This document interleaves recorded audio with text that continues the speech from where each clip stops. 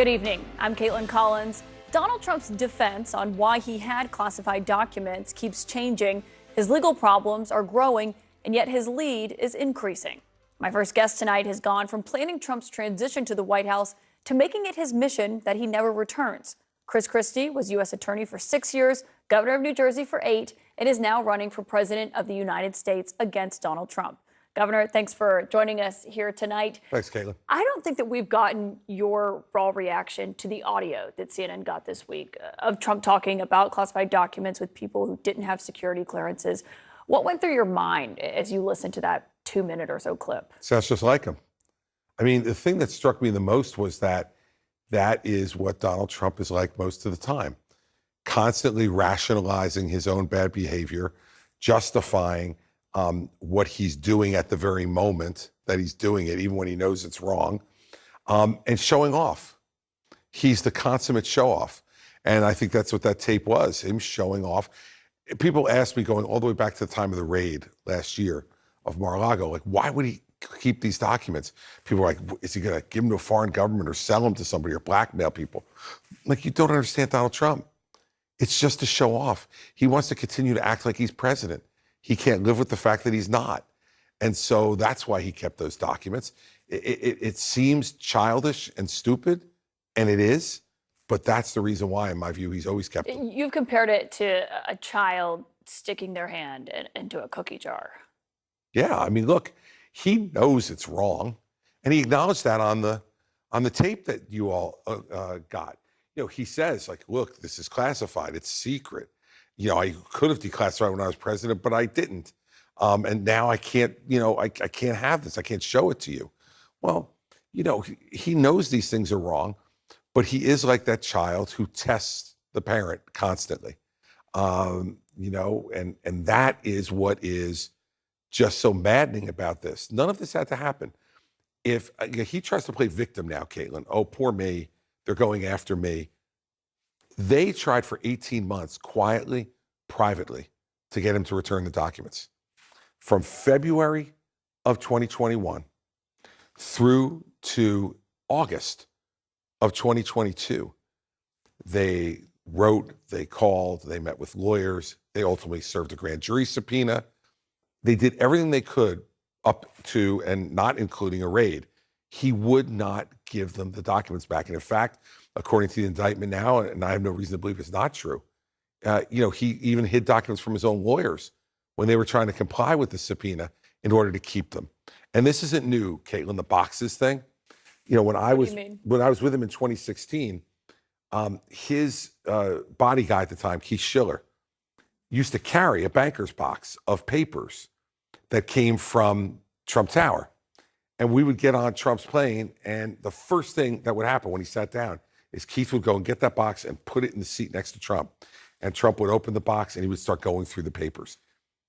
When they call them, his beautiful mind boxes, the staff called them, I knew exactly what they meant. It was like a security blanket for him. But you're saying it wasn't something where, he just had all this stuff with him and he didn't really know what was in there. It was just random boxes. You're saying he knew and kept track of these boxes. He knew exactly what it was. And he would talk to you as he was going through papers in there. I'd say, this is about this deal, or this is a story about this. And it would be a combination of, paperwork and articles and magazines. As he said, that's the kind of stuff that was in there, except once you become president, you have access to classified documents and top secret documents and SCI documents, which are the most secret documents. And that's not stuff you can keep. When you spent time with him at the White House, did you ever see him dealing with classified information in front of people who didn't have security clearances or anything that you remember? I didn't. The only thing that he ever showed me, which I think he showed to lots of people, were the letters that he got from Kim Jong-un. He was very proud of those. Yeah, but of course, what he's alleged to have taken now is so much more serious than much more serious. It's nuclear security secrets. He's had a litany of excuses for why he had these documents. This is just a culmination of some of them. You can declassify just by saying it's declassified, even by thinking about it. I didn't have a document per se. Did you ever show those classified documents to anyone? Not really. Copies of different plans, copies of stories having to do with many, many subjects. Why do you think his excuses keep changing for why he had those documents? Because he's getting cornered. He's getting cornered, and he'll lie about anything. I think the latest lie is the one that he said just yesterday, right? Where he said, I wasn't really showing them anything. It was just bravado. Bravado. He was essentially saying he was lying to the people he was sitting with, Mark Meadows, biographers, and his own staff. But let me tell you something. That's what he does. When he is cornered, and he was cornered by the Bret Baier interview. The Bret Baier interview put him in a horrible box that I don't think he's ever going to be able to get out of. Where he said it wasn't a document per se. Well, that, but he also, the bigger problem he has, Caitlin, is that he admitted he had the documents. He knew about the grand jury subpoena, but he was too busy to go through the boxes to see what was classified and what wasn't. And he didn't want to just turn the boxes over because he had golf shirts and golf pants in there. I mean, come on. There's nobody in America who believes that story. Does the bravado excuse remind you of when the Access Hollywood tape came out and his dismissal was, it's just locker room talk? It's whenever he feels cornered, he makes up a story. It reminds me more particularly of when he didn't want to turn over his tax returns. And he all of a sudden came up with a story that he was getting legal advice saying that as long as he was under audit, that he couldn't turn them over. And that was a completely made up story as well. You're a former federal prosecutor. How damaging is a tape like that at trial? Well, it's always great to have evidence, either audio or videotape, of the person in their own words saying something, as opposed to a witness saying that someone said this. The tape is always the best to have it, either whether it's audio or audio and video, because the jury then knows they don't have to rely upon anybody else for the truth of what's being said in there. They can see it and hear it for themselves. So the tape is an incredibly important part of it, but it's not the only important piece of evidence that they have. I suspect that they will introduce at the time of trial. Caitlin, most of these indictments, when I did it for 7 years, we usually put a third to a half of the amount of evidence that we actually had in the indictment and saved stuff for later. So you think there's more? I do. Rudy Giuliani was interviewed last week, I believe, by Jack Smith's investigators who are investigating January 6th and the efforts to overturn the election. What does it say to you that he voluntarily sat down with them, with Jack Smith's team? Does that mean, do you think that he's trying to get some kind of agreement? I think that's Rudy's personality. Remember, Rudy was a U.S. attorney also, and he was a U.S. attorney in the most important district in the country, in Manhattan, in the Southern District of New York. So I don't think, even if Rudy got legal advice not to sit down, my guess is, knowing Rudy, that he feels like he could deal with whatever questions are going to be asked. And that's given his background, his experience, and I'm sure he's convinced he did nothing wrong. So I think with Rudy, it's not an indication that there's a deal being made, which it might be with other people. I think it's more that Rudy has this incredible self-confidence that he could sit down with a prosecutor and he will not be, knocked off. How much risk do you think he's facing in this investigation and Trump himself? On the January 6th side of things? Look, it's hard to tell everything that went on that day. I actually tried to talk to the president that day, and he wouldn't take the calls to urge him to speak out and to get people out of the Capitol. So I don't know what everybody's role was, but look, this much we know for certain. It was an awful day in American history. We know that Donald Trump played a large role in encouraging it, not just on the day, but in everything he did from election night forward to January 6th, because he continued to spread the lie that the election was stolen. And we know that's not true, and there's no evidence to support that it is. He knew that too. But his ego wouldn't permit him to admit that he lost to Joe Biden. And believe me, if I lost to Joe Biden, I'd be feeling pretty hurt too. But the fact is, when it happens, it happens. And I don't think that Jack Smith, would be my guess, is not just looking at the speech on January 6th and what happened on January 6th. He's looking at everything that happened from election night forward. Yeah, fundraising, we know all of that, Everything. Fake electors. Do you have concerns on how Trump would use his pardon power if he became president again? Well, I don't like a lot of the ways he used it when he had it the first time. Yeah, because he pardoned Charles Charlie Kushner, Yeah. sure. So and a number of other people I don't think he should have pardoned. But nonetheless, sure, that would not be my top concern if he were to become president again, but it would be on a list. You haven't said whether or not you'd rule out pardoning him if you became president. I think I don't think it's responsible to say it, Why Caitlin, not? but because having had the pardon power before, I will tell you what my inclination is. I don't think if he gets a fair trial that there's going to be any grounds to pardon him. And so my inclination is I don't think I would pardon him. Now, if I thought that he got an unfair trial, if I thought there were things that happened that led to an unfair result, then that's a different story. But based on what I know today, the answer is no. But having had the pardon power as a governor and how seriously I took it, what I'm telling you is that you got to watch to see how the trial goes too, because that's part of it. The last thing I'd say, and the reason why I don't think if I'm president that I'll ever confront this, is to get a pardon, you must also accept responsibility for your conduct. Donald Trump will never accept responsibility for his conduct.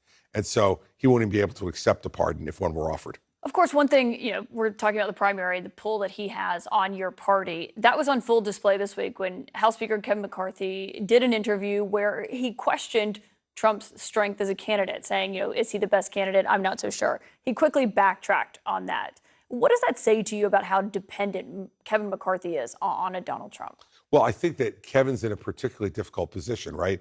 Because he needs to count to 218 every day, given the rules that he's operating under.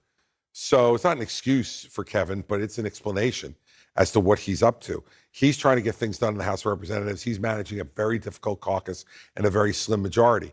And so I think that's why my guess is that's why he did what he did.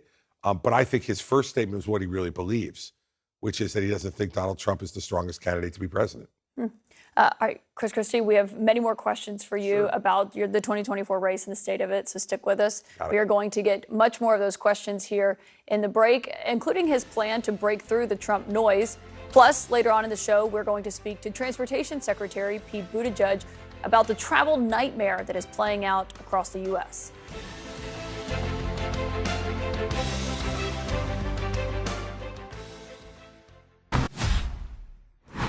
Republican presidential candidate and former New Jersey Governor Chris Christie is back with us now.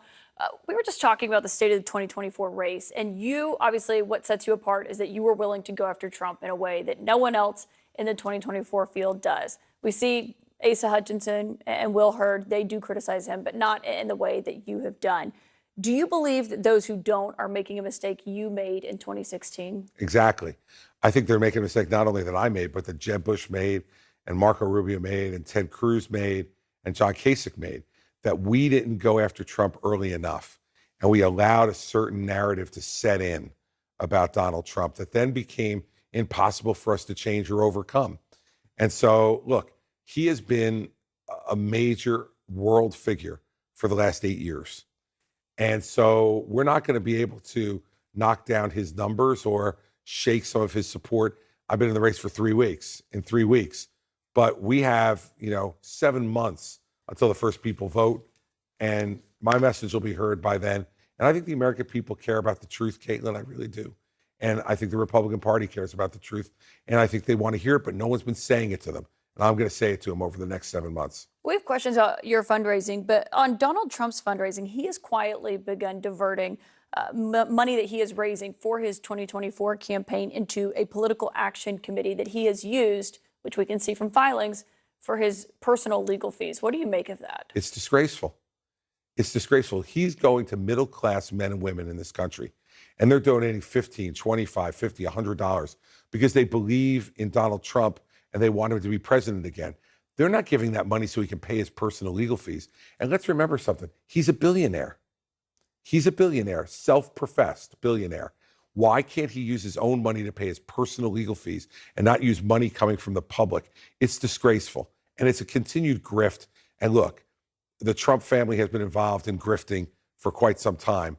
He was doing this in terms of the people who got paid out of this PAC before, whether it was Kimberly Guilfoyle or other members of the family.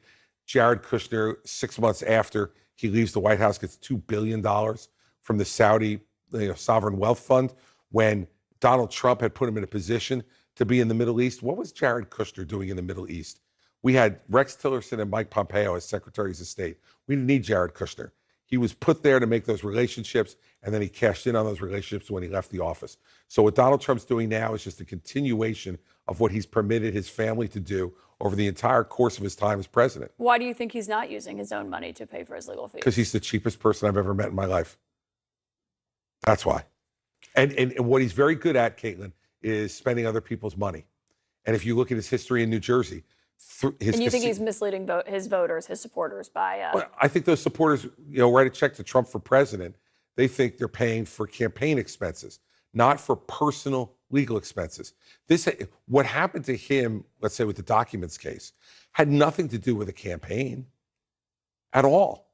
It's a personal fault of his, mistakes he made that he's now being held to account for and has to pay lawyers to defend him. The same thing with the Stormy Daniels case in New York. I think it was a ridiculous indictment to bring, but nonetheless, it's based on his personal conduct of allegedly paying off Stormy Daniels to keep her quiet during an election. These are not things that the public should be paying for, and certainly not people who are supporting him for president and giving him the money thinking it's going to be used to help forward his campaign, when in essence all he's doing is using it to pay his own legal fees so he can keep more money in his own pocket and keep running his jet and, going back and forth between Bedminster and Mar-a-Lago. There's a new Quinnipiac poll that finds 61% of Republicans in your backyard in Pennsylvania have an unfavorable opinion of you. You're obviously very well known, but you're not exactly well liked by Republican voters when you look at the polls. Why do you think that is? Well, we had the same situation 8 years ago, and we were able to turn that around to a large extent. But the reason is because I governed a blue state, Caitlin. And so when you govern a blue state, you're going to have to make compromises if you want to get things done. And I'm also someone who speaks really directly.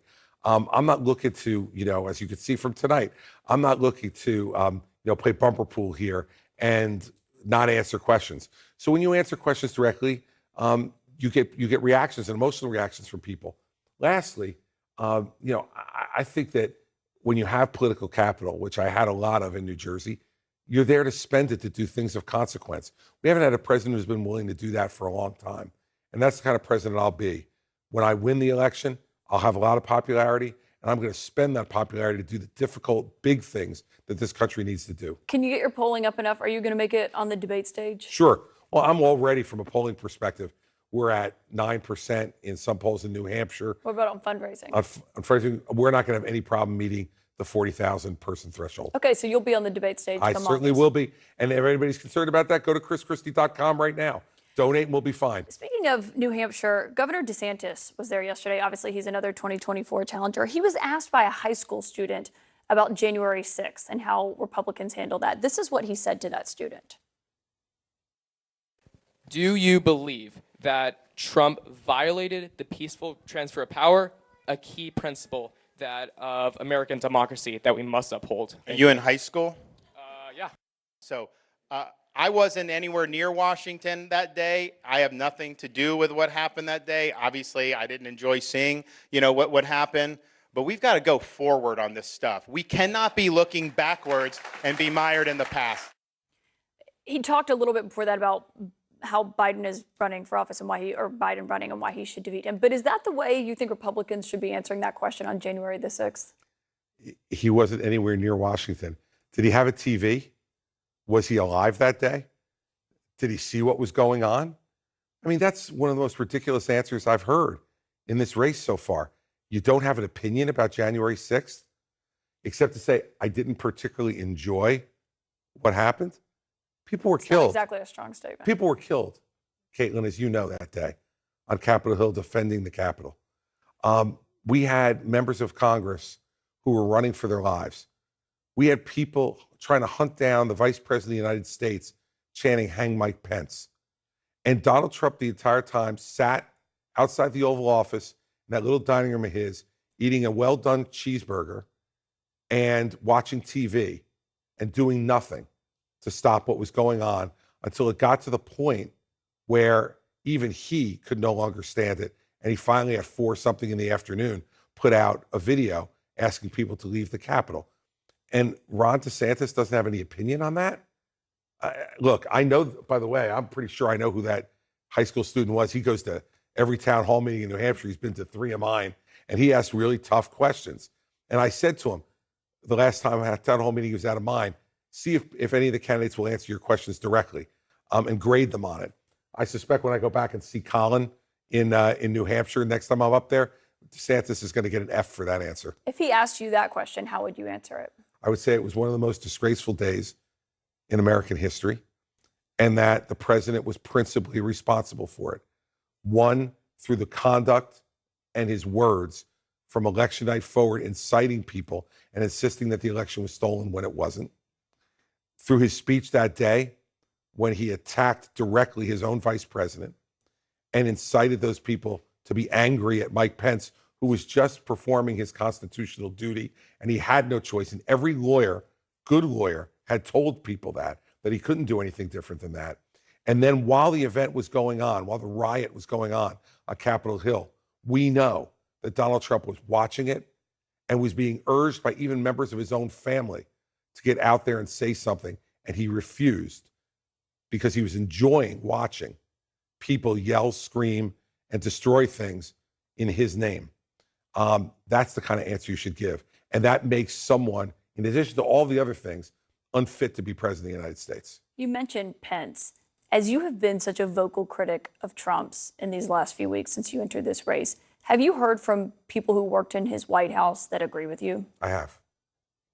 A number of them, of people who were treated horribly by him. Look, one of the untold stories here is if he were ever to win again, and I don't think he can, but if he were to win, who would go to work for him?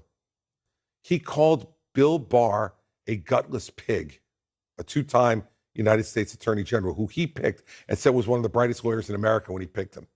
He called Rex Tillerson, the former CEO of ExxonMobil, and his first Secretary of State, who he said was the personification of the American dream. When he left, he called him lazy as hell and dumb as a rock. Now, let me ask you, Caitlin, people who are treated like that, people of the esteem of Rex Tillerson and Bill Barr, and there are plenty of other examples, why would anyone go and work for him again when you know that it's always going to end that way? No one has walked out of there unscathed. If you dare to disagree with him, that's what he does to you. Is that really the kind of president we want?